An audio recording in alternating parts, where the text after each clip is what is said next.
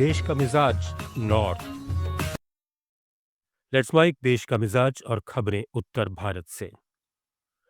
उत्तर प्रदेश में एसआईआर को लेकर सियासी घमासान तेज हो गया है। अखिलेश यादव के एसआईआर फॉर्म भरने के बाद सपा ने इस प्रक्रिया के खिलाफ मोर्चा खोल दिया है। लखनऊ में समाजवादी पार्टी के प्रदेश कार्यालय के बाहर पार्टी नेता मोहम्मद इखलाक ने एक होर्डिंग लगवाया जिसमें एसआईआर को नोटबंदी, किसान आंदोलन और कोरोना लॉकडाउन से जोड़ा गया। होर्डिंग में लिखा गया है कि बीजेपी सरकार के हर बड़े फैसले की कीमत जनता ने जान देकर चुकाई है।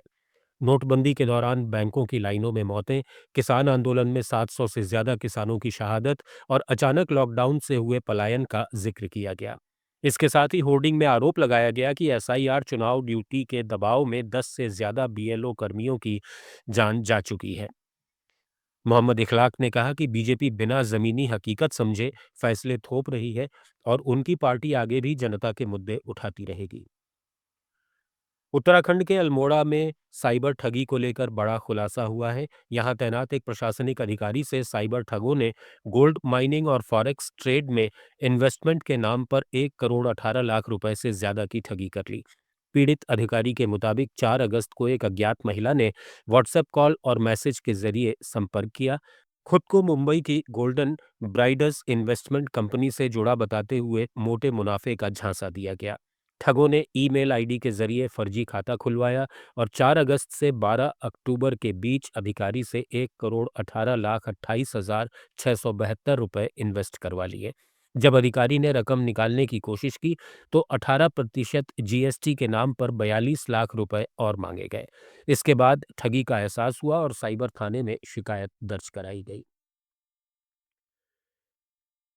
दूसरी तिमाही में भारत की जीडीपी 8.2% बढ़ने पर भाजपा सांसद राजीव प्रताप रूडी ने दिल्ली में मीडिया से कहा कि ये भारत के विकास की स्पष्ट तस्वीर है। आज फिक्की की बैठक में सांसदों के एक समूह के साथ 2047 तक विकसित भारत विषय पर चर्चा हुई। उनका कहना है कि जीडीपी में ये मजबूत बढ़ोतरी दिखाती है कि भारत तेजी से विकसित राष्ट्र बनने की दिशा में आगे बढ़ रहा है।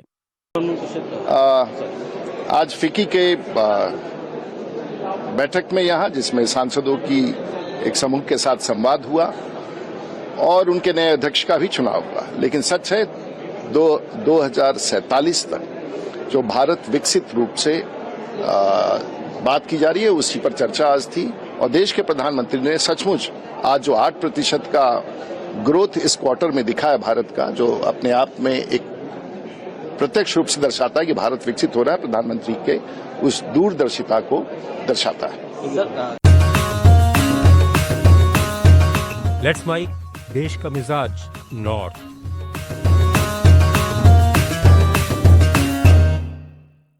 समाजवादी पार्टी प्रमुख अखिलेश यादव ने कफ सिरप माफिया को लेकर बीजेपी पर जोरदार हमला किया है। लखनऊ में मीडिया से बात करते हुए उन्होंने कहा कि कफ सिरप माफिया बीजेपी के हैं और इनके कारोबार में मासूमों की जान गई है। बच्चों की जिंदगी से खिलवाड़ करने वालों पर कार्रवाई क्यों नहीं हो रही? अखिलेश ने सवाल उठाया कि छोटे अपराधों पर बुलडोजर चलता है तो अब इन माफियाओं पर बुलडोजर कहाँ है? वो कोई वहाँ का कानपुर का लोकल इशू है, कोई अगर आना चाहेगा तो उसको क्यों नहीं लेंगे हम लोग। जब बीजेपी में एक दूसरे का सर फोड़ रहे हैं तो हम क्या करें। अभी जो मान लो कफ सिरप है माफिया, कफ सिरप माफिया किसके हैं? सब बीजेपी के माफिया हैं। जान लिया कि ये जो कफ सिरप है इससे कितनों की जान चली गई, बच्चों की जान जा रही, बच्चों की जान से खिलवाड़ कर रहे हैं। जो हमारे गरीब है, जो नहीं जानकारी रखते, उनके जीवन से, उनके स्वास्थ्य से खिलवाड़ कर रहे हैं बीजेपी के लोग। अब कहां इनका बुलडोजर है?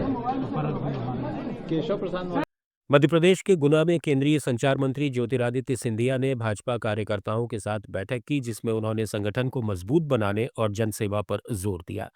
3 दिन के दौरे के दौरान एक होटल में हुई इस बैठक में उन्होंने नई व्यवस्था लागू की कि अब उनके वाहन में न सिर्फ जिलाध्यक्ष बल्कि दौरे वाले क्षेत्र के मंडल अध्यक्ष और एक सामान्य कार्यकर्ता भी साथ यात्रा करेंगे ताकि सीधी बातचीत हो सके और उम्र भर का रिश्ता बने। आप सुन रहे थे let's mike more than radio. Follow कीजिए हमें हमारे सोशल मीडिया प्लेटफॉर्म्स पर। It's time for news.